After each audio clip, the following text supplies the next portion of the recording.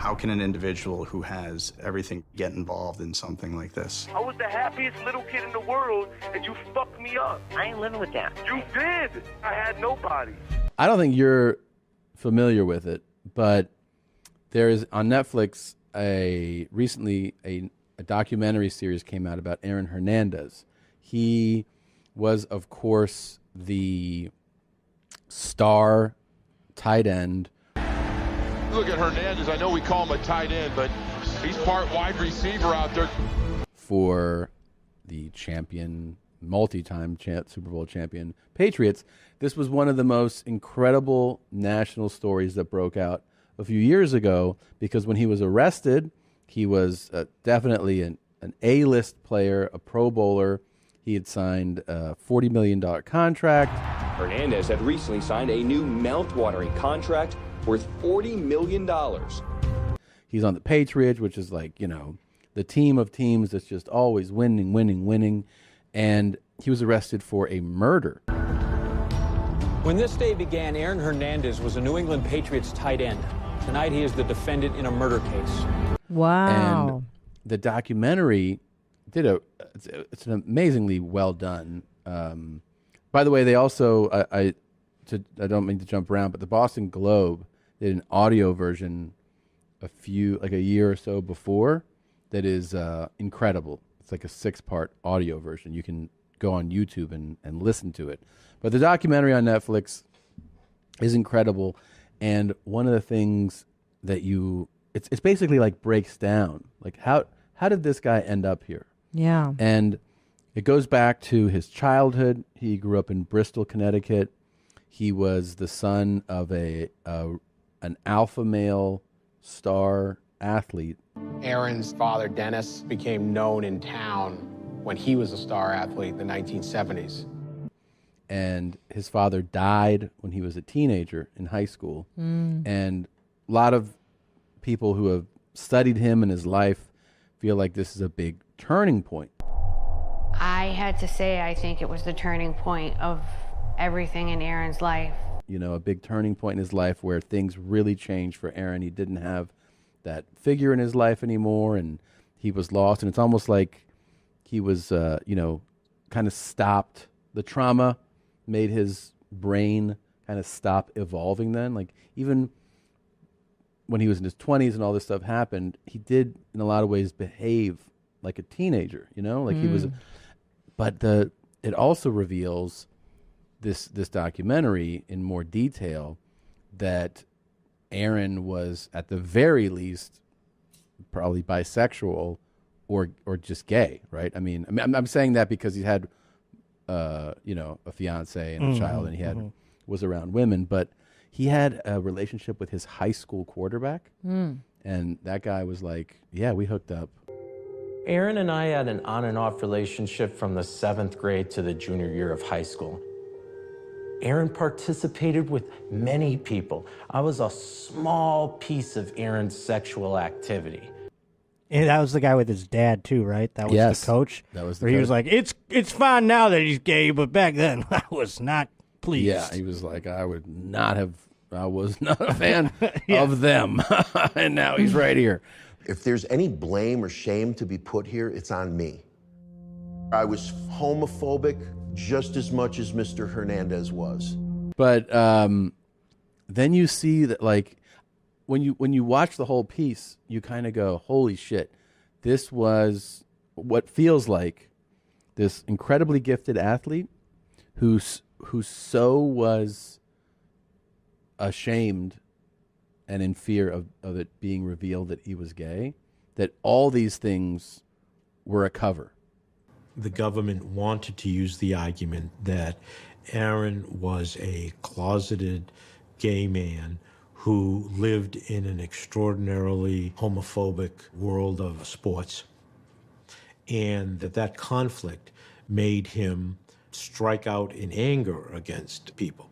Oh, right? Wow. Didn't it kind of feel like that? Well, yeah, like it was all an ingredient to live a dual life almost, or right. a double life. But it almost felt like everything, like the tats, the way he behaved, the aggression, ultimately murdering, and finally committing suicide, were all tied into being repressing this thing. See, that's what I was wondering if I was jumping to conclusions, because the documentary didn't really like hit that nail like on the head, right? It wasn't Right. obvious No, throughout the whole thing. They would bring up a couple of stuff here and there, then they would be like, and then he was gay also, and you'd be Yeah. like, huh, okay, and you're trying to piece it together, and it never really looped around like, were Odin Lloyd and him doing stuff? Or Well, were- yeah, that doesn't become obvious. I mean, there's things that like, well, another thing that they revealed was when he died, he hung himself in prison. Like the day after it became news that somebody was saying they had a gay relationship with him. The latest reports suggest he may have had a jailhouse lover. Kyle Kennedy thinks he was probably the last fellow inmate to see Aaron Hernandez alive. Have you seen the guy that was saying it too, that was talking about it? Is he it was the hot? guy in jail. He looks like if like Justin Bieber and Post Malone were to have like a baby together. He's like a tatted up Justin Bieber almost, you know? That's cute. Yeah, he's a real white rapper kind of guy. Yeah. Aaron was such a good looking guy. Yeah, this guy. Really? He was talking, he's like, we were in love and shit. Oh man, it smells like someone shit in your mouth. Told me he loved me. Get out of my face. All right. Yeah. Like he was saying Aw. all kinds of stuff in an interview, but people are saying some of his shit's talking tales out of school. So Yeah, it could he be. wasn't in the documentary, so that's Right. what's confusing to me. Yeah, I mean, it could have been. There could be multiple reasons why they couldn't get him in the documentary. You know. Yeah, isn't it terrible though? Like if Aaron Hernandez was just openly gay as an NFL player doing the things that he was doing, Oh my God. he would have had like a gay holiday named after him. Oh my God. At this point, if he was mature and comfortable with it, and not, not insecure about it, not Right. hating himself, not self-loathing about it.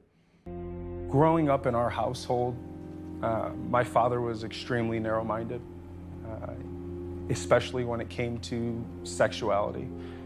He had his definition of a man. Yeah, he would be like he'd be on the cover of, Time magazine. he'd be like on the quarter. Yeah. I mean, it would be. But the culture's ridiculous. so homophobic, right? Yeah, but I feel like There would be a couple of locker people, room- the people that like get mad when Cam Newton smiles. They'd be pissed that Aaron Hernandez was gay. But like, Sure. I think it would be very like accepting at this point. Maybe not in the locker room. I don't know how that would go. There's so much to it. I mean, I was saying was that after he hung himself, they did an autopsy, and his brain was so heavily damaged. He had like an advanced CTE, and he had essentially the brain of an elderly person with dementia. Oh, wow. For an individual who was only 27 at the time that he died, he had very advanced disease. He had like really, really high level brain damage. But that stuff doesn't exist, right? It was it There's looked no like a CT. balled up piece of gum. Yeah, on and the it- X-ray, it was crazy. And they said, especially in the frontal lobe, Especially in the frontal lobes, which are very important for decision-making, judgment, and cognition. which that is all like impulse control, like just doing things. Because he did crazy shit. Like Someone would like walk by him and they'd like maybe spill a drink on him or something a little bit, and then he would. Well, that was exactly what That's what happened when happened. he murdered a guy.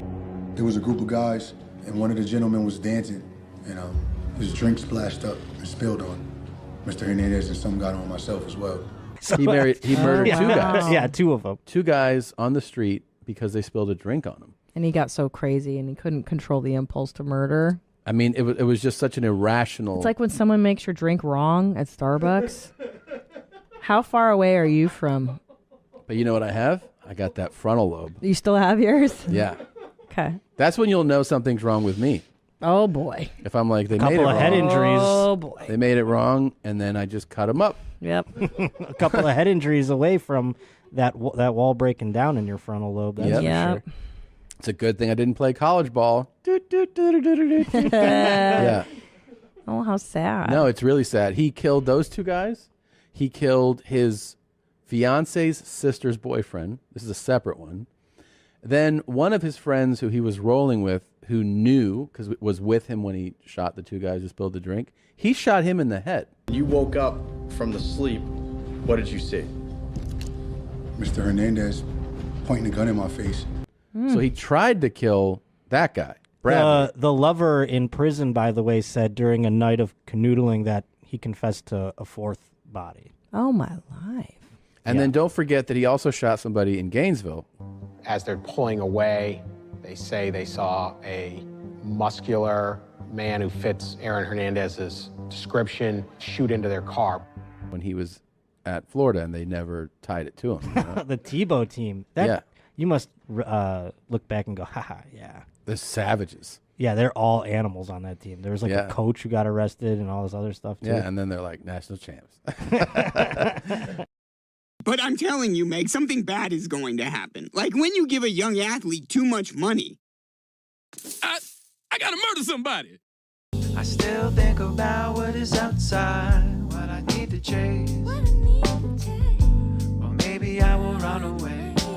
Maybe I will run away. But for now, I wish I could sleep all day. I wish I could sleep all day. Never go out.